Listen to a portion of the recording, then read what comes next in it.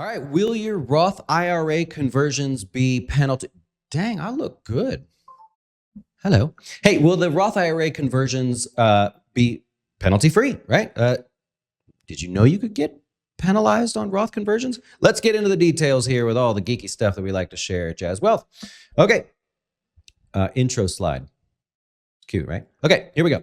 So we're going to do this in like a flow chart kind of a way because I don't want to make this super complicated. I want to go if yes, this, if no, this. So here we go. We're going to first look at the type of IRA, right? You have a simple IRA, SEP IRA, traditional, Roth, of course. And so we first need to know what type it is. So are we converting a traditional IRA? 9 times out of 10, the answer is yes. There's not many people that are trying to convert a simple IRA, but it's important to understand that. So yes, if so, then we can move on to the next slide, right? If it's converting a simple IRA, I'll get to that. I'll cover that in a second for those of you that have that. It's a little less common, but there's some extra rules there that you need to pay attention to. All right. The next thing, once we determine it's a traditional IRA or a SEP IRA, anything but a simple IRA really, we say, okay, inside that account, have you ever made non-deductible contributions? Why would you do that? Why would you ever make a non-deductible contribution to a traditional IRA? Well, a lot of times what it is an income-related deduction exclusion. So hold on. What that means is you made a contribution to an IRA, but let's say your income was higher, you're married filing jointly, and you have access to a 401k at work, or your spouse does. And so the government says, or your accountant likely told you, you put $7,000 in, but you're not going to get anything for it because you don't meet the criteria anymore. And so it counts as non-deductible. Well, you got to keep track of that. That's unfortunate. We keep track of it for clients here, but it is a little bit of a headache. What happens is if you have a non-deductible contribution to your IRA, whether it's this year or 5 years ago, doesn't matter.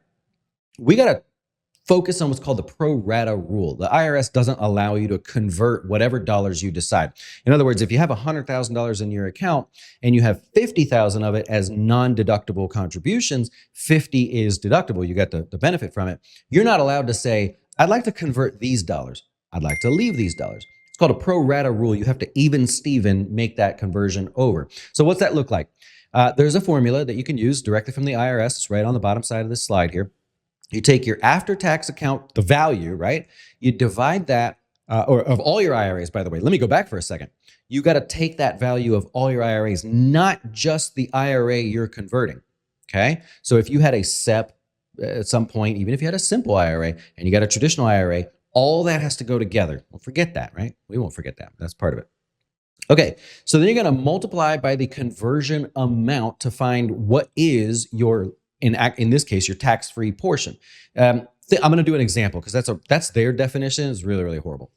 If you have $100,000 in all your IRAs, not the Roth, it's all the IRAs, and you want, and 50,000, like I mentioned a second ago, is non-deductible. 50,000 is. Okay, so that's 50%. If you want to convert, say, $10,000 of your 100,000, then 50% of it will be non-deductible. 50% of it will be deductible, right? And so inside of that is 5,000 and 5,000. So when you do the conversion, 5,000 of it's not technically taxable, but the government wants you to move that money over, right? Or I'm sorry, they want you to move the pre-tax money over. So really, you'd only be paying tax on 50% of it. Are you still with me? If you need help, that's what we do here. All right. Anyways, one of the side notes that I wanted to put in here is if you are of a certain age, right? You're getting subsidies for healthcare insurance. You're on Medicare. Maybe you've taken Social Security already. That's got to be a consideration there because if you're already getting that, we may double up your IRMAA surcharges. Remember, the way that that's calculated is your income from 2 years ago. Right. So if by chance you're doing conversions and that's jacking up your income for future Medicare related expenses, we want to look at that first. It's a little bit more detailed and not necessarily something that hurts everybody, but we want to make sure we don't end up costing you more money per month for Medicare. Okay. Another one that's more, I would say, hyper common here, and I'm sorry that it's getting cut off. I'll go through it. Each conversion that you do starts a 5-year clock. You ever heard that 5-year rule? Well, it applies to conversions as well, but the IRS is extremely clear about this. If you do a conversion this year, 5-year window, right? Assuming let's say you're 40 years old. You do a conversion, 5-year window on that conversion. Next year, which most of us do conversions year after year. 5-year window on that conversion, right? Now we're in year 2 of the first one, year 1 of the second one.